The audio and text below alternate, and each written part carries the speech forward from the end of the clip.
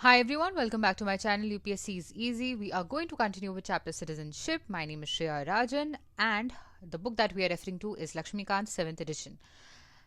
आज हम देखने वाले हैं सिटीजनशिप एक्ट ऑफ 1955. तो अक्वायर करना सिटीजनशिप या लूज करना citizenship after the commencement of the constitution, उसके लिए हम पढ़ने वाले हैं ये एक्ट. ओरिजिनली आप देखेंगे कि ये जो एक्ट है इसने प्रोवाइड किया था for commonwealth citizenship as well, but this was for later repealed in 2003. This much is clear. तो आज हम देखने वाले हैं कि एक्वायर कैसे कर सकते हैं सिटीजनशिप ऑफ इंडिया. कितने तरीके हैं. सबसे पहला तरीका जो आपको यहाँ पे पता होना चाहिए वो है by birth. Of course there are 5 ways. पहला है बाय बर्थ, सेकंड है बाय डिसेंट, थर्ड है by registration, naturalization and incorporation of territory. तो बाय बर्थ हम सबसे पहले देखने वाले हैं. कोई ऐसा इंसान जो इंडिया में पैदा हुआ हो ऑन और after 26th of January 1950. So on or after 26th Jan of 1950 and before July 1st 1987. Right? On or after 26th Jan 1950 before 1st July 1987. अगर कोई इंसान है जो इस दौरान पैदा हुआ हो, so that person is a citizen of India by birth irrespective of the nationality of their parents. तो उनके पेरेंट्स की नेशनैलिटी कुछ और भी हो तो भी ऐसा कोई इंसान जो इस दौरान इंडिया में पैदा हुआ हो वो इंडिया का सिटीजन कहलाएगा. सेकेंड हम देखते हैं कि कोई ऐसा इंसान जो कि पैदा हुआ हो इन इंडिया ऑन और आफ्टर जुलाई 1st 1987. राइट, जुलाई 1st 1987 को या उसके बाद में, एंड December 3rd 2004 के पहले अगर कोई इंडिया में पैदा हुए हों, वो सिटीजन तभी कहलाएंगे if either of his parents, कोई एक पेरेंट उनका एटलीस्ट जो है वो सिटीजन ऑफ इंडिया हो at the time of the birth of this person. तो जब ये पर्सन पैदा हुए हो उस वक्त either of his parents must be citizen of the country for this person to be citizen. इसके अलावा थर्ड पॉइंट जो आपको पता होना चाहिए वो ये है कि अगर कोई पैदा हुआ हो ऑन और आफ्टर 3rd of December 2004,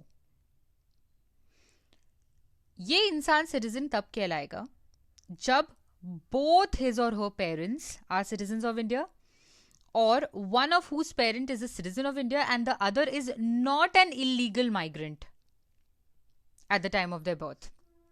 अगर कोई इंसान है जो December 3rd के बाद 2004 के बाद या फिर उस दिन इंडिया में पैदा हुआ है, तो या तो उनके दोनों पेरेंट्स इंडिया के सिटीजन हो या तो एक पेरेंट इंडिया का सिटीजन हो और दूसरा जो पेरेंट है वो इलीगल माइग्रेंट नहीं होना चाहिए. इतना क्लियर है. इसके अलावा जो फॉरेन डिप्लोमैट्स हैं जो पोस्टेड हैं in India and enemy aliens जो हैं, they can not acquire Indian citizenship by birth. This you must know. Foreign diplomats या फिर एनिमी एलियंस जो कि इंडिया में हैं, उनको सिटीजनशिप बाय बर्थ नहीं मिल सकती. बाय डिसेंट देखते हैं कि बाय डिसेंट आप सिटीजनशिप कैसे एक्वायर कर सकते हैं. अगर कोई इंसान है जो इंडिया के बाहर पैदा होता है ऑन और after 26 Jan 1950 and before 10th of December 1992, right, कब से कब तक अगर कोई है जो बॉर्न आउटसाइड हुआ है इंडिया के 26 Jan 1950 को या उसके बाद कब तक, December 10 1992 तक, this person can become citizen of India by descent if his or her father was a citizen of India at the time of his birth. तो अगर उनके पिताजी जो हैं वो father his father or her father was a citizen of India at the time of their birth, तो फिर by descent वो citizen of India बन सकते हैं. राइट, अगर कोई पैदा हुआ हो आफ्टर 10th of December 1992, बाहर, इंडिया के बाहर अगर कोई पैदा हुआ हो, तो ये इंसान सिटीजन तभी कहलाएगा if either of his parents is a citizen of India at the time of his birth. So not just father but either of the parent अगर सिटीजन ऑफ इंडिया हो तो बाय डिसेंट ये citizen of India बन सकते हैं. Right. 2004 के बाद क्या हुआ? December 2004 के बाद क्या हुआ? December 3rd 2004 onwards, you must know a person who was born outside India shall not be a citizen of India by descent unless his or her birth is registered at an Indian consulate within 1 year of the date of birth or with the permission of central government after expiry of the said period. अगर कोई इंसान है जो 3 दिसंबर 2004 के बाद पैदा हुआ है, राइट, तो उस इंसान की, वो इंसान सिटीजन तभी बन सकता है if they are born outside India जब उनको रजिस्टर किया जाए इंडियन कॉन्सुलेट में विद इन 1 ईयर, या फिर अगर ये 1 ईयर का एक्सपायरी हो जाए टाइम पीरियड का, तो फिर परमिशन ऑफ सेंट्रल गवर्नमेंट द्वारा उन्हें रजिस्ट्रेशन करने का मौका मिले.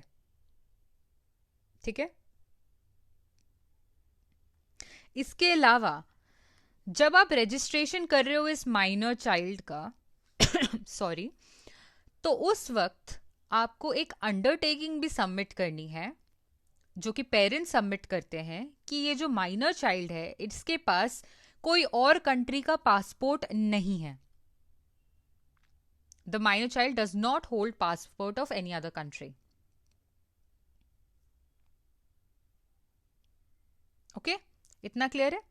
इसके अलावा आपको एक और चीज पता होनी चाहिए कि अगर कोई माइनर चाइल्ड है who is a citizen of India by virtue of descent and is also a citizen of any other country, then that child shall cease to be a citizen of India if he or she does not renounce the citizenship or nationality of another country within 6 months of attaining full age. तो ऐसा कोई minor जो कि citizen of India है by virtue of descent and is also a citizen of any other country, ये बच्चा जो है वो सिटीजन नहीं रहेगा if this person does not renounce, ये रिनाउंस नहीं कर देता citizenship of any other of the other country after attaining full age. ठीक है. इसके बाद हम देखते हैं third way in which citizenship can be acquired, that is bye registration. ठीक है. द सेंट्रल गवर्नमेंट में register as a citizen of India any person if he or she belongs to any of the following categories. तो नीचे जो categories दी हुई हैं वो अगर कोई उसमें फॉल करता है तो सेंट्रल गवर्नमेंट रजिस्ट्रेशन से इस इंसान को सिटीजन बना सकते हैं, लेकिन इसे इलीगल माइग्रेंट नहीं होना चाहिए. ये यहाँ पे आपको याद रखना है कि not an illegal migrant, this person should not be an illegal migrant. ठीक है. सबसे पहला कंडीशन क्या है, किसे बनाया जा सकता है बाय रजिस्ट्रेशन सिटीजन? एक कोई इंसान है जो इंडियन ओरिजिन का है, जो कि ऑर्डिनरीली इंडिया में रिसाइड कर रहा है for 7 years before making an application for registration. कोई इंडियन ओरिजिन का इंसान है जो 7 साल से इंडिया में रह रहा है before he applies to become an Indian citizen. ऐसे इंसान को बाय रजिस्ट्रेशन आप बना सकते हो इंडियन सिटीजन. इसके अलावा a person of Indian origin who is ordinarily resident in any country or place outside undivided India.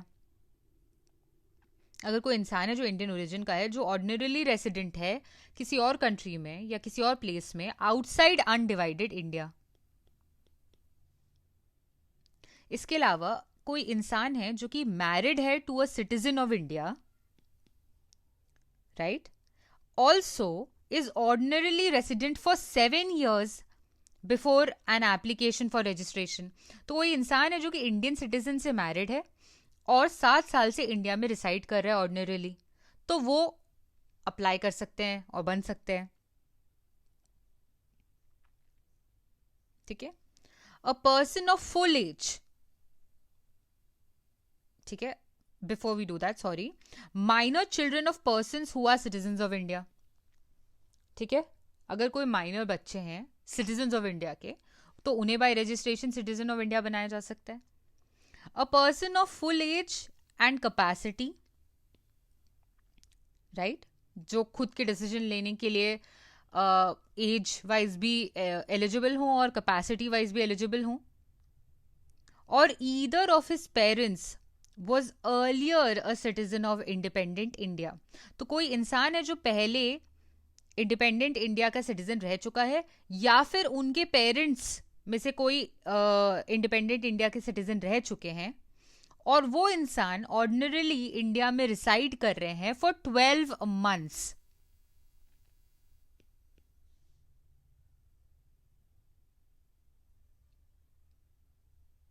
ठीक है, for 12 months this person resides before applying for application for registration. ठीक है, फुल एज के कोई इंसान जो कि फुल एज और कैपेसिटी की कोई इंसान जो कि इंडियन सिटीजन रह चुके हैं, या फिर उनके पेरेंट्स में से कोई इंडियन सिटीजन रह चुके हैं, इंडिपेंडेंट इंडिया की बात हो रही है, और ये इंसान जो है 12 महीने इंडिया में रिसाइड करते हैं बिफोर अप्लाइंग फॉर रजिस्ट्रेशन, तो इन्हें बाय रजिस्ट्रेशन सिटीजन बनाया जा सकता है.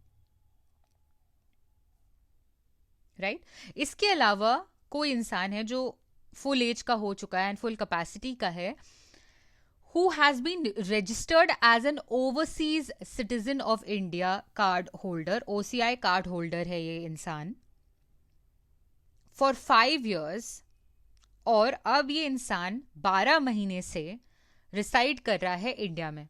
तो OCI card holder for 5 years and 12 months this person is residing in India.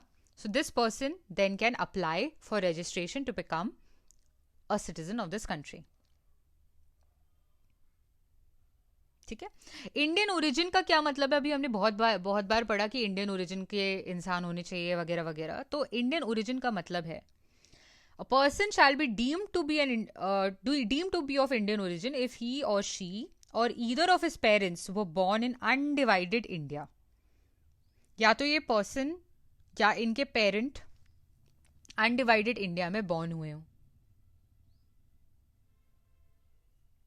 Right, या फिर ऐसी टेरिटरी में पैदा हुए हो जो पार्ट ऑफ इंडिया बन गया आफ्टर 15th of August 1947. इतना क्लियर है? ऑल द अबव कैटेगरीज जो हमने अभी तक पढ़ी, ए से लेकर जी तक, उन कैटेगरीज में सारे ही लोगों को एक ओथ ऑफ एलिजियंस लेना पड़ता है before they are registered as citizen of India. Right right इतना क्लियर है? इसके अलावा हम देखते हैं बाय नेचुरलाइजेशन.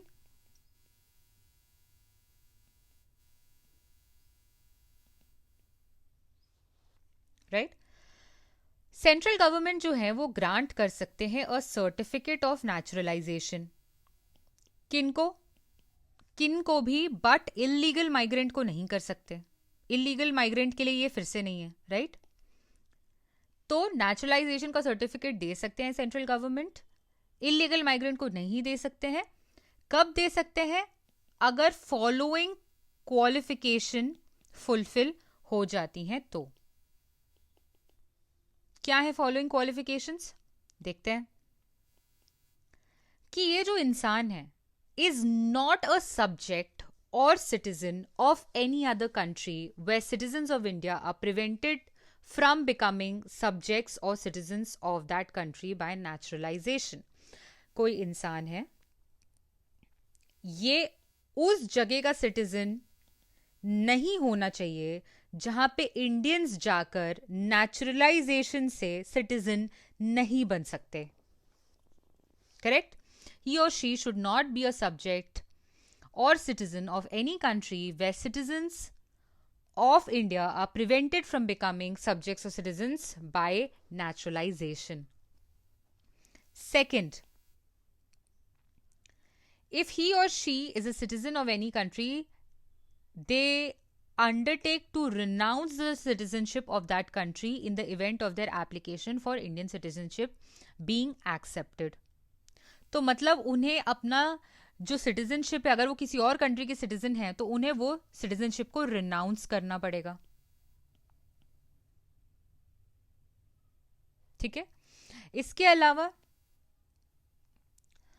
इफ ही और she has either resided in India or have been in service of government of India, or partly the one and partly the other throughout the period of 12 months preceding the date of application. तो या तो ये इंसान reside किया हो India में, या इन्होंने कोई सर्विस दी हो गवर्नमेंट ऑफ इंडिया को, या दोनों थोड़ा थोड़ा किया हो for a period of 12 months before they apply for citizenship. इसके अलावा during 14 years immediately preceding the said period of 12 months, जो 12 महीने का सेट पीरियड है उसके पहले के जो 14 years हैं, इमीडिएट पहले के जो 14 years हैं, उसमें इस इंसान ने ईदर रिजाइड किया हो इंडिया में, या फिर सर्विस में रहे हो गवर्नमेंट ऑफ इंडिया के, या फिर इनमें से दोनों में पार्टली पार्टली किया हो। ठीक है, for period amounting in aggregate to not less than 11 years। Aggregate less than 11 years नहीं होना चाहिए इन दोनों चीजों का,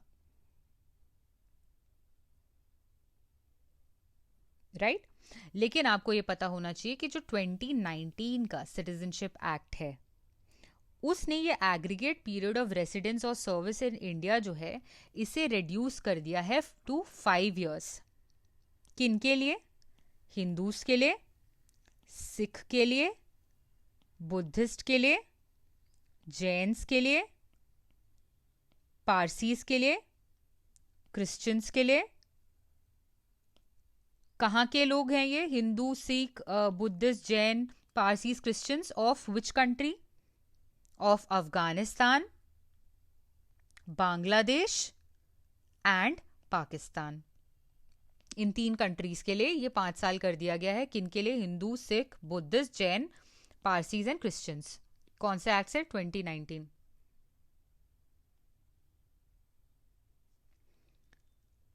इसके अलावा this person should be of a good character और एडिकेट नॉलेज होनी चाहिए इस इंसान को। किस चीज की? एक लैंग्वेज की। कौन से लैंग्वेज की? जो कि 8th शेड्यूल्ड में मेंशन्ड है। 8th शेड्यूल में जो कॉन्स्टिट्यूशन के लैंग्वेजेस मेंशन्ड है उनमें से किसी लैंग्वेज में स्पेसिफाइड टाइप ऑफ नॉलेज इनके पास होनी चाहिए, एडिकेट नॉलेज होनी चाहिए।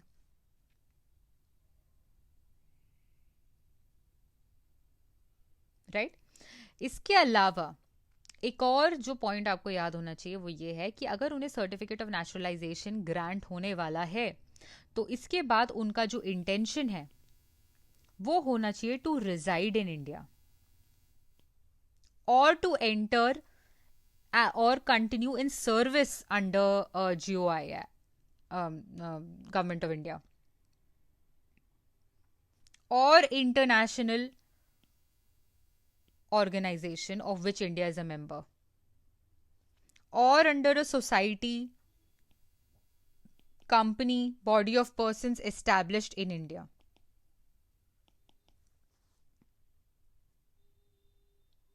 Right?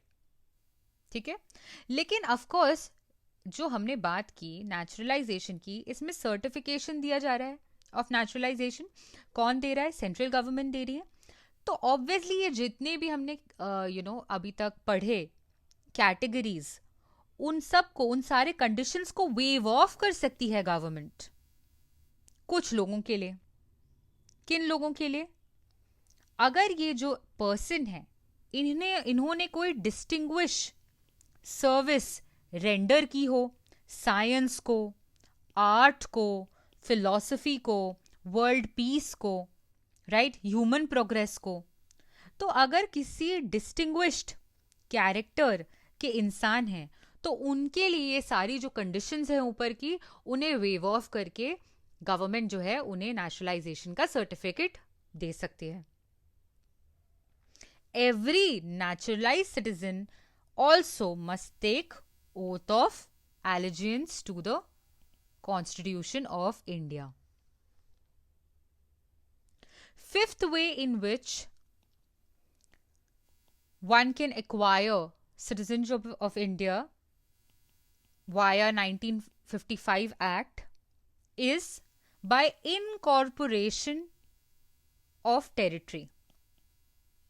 अगर कोई फॉरेन टेरिटरी है जो कि इंडिया का पार्ट बन जाती है, तो government of India specifies the persons who among the people of territory shall be citizens of India.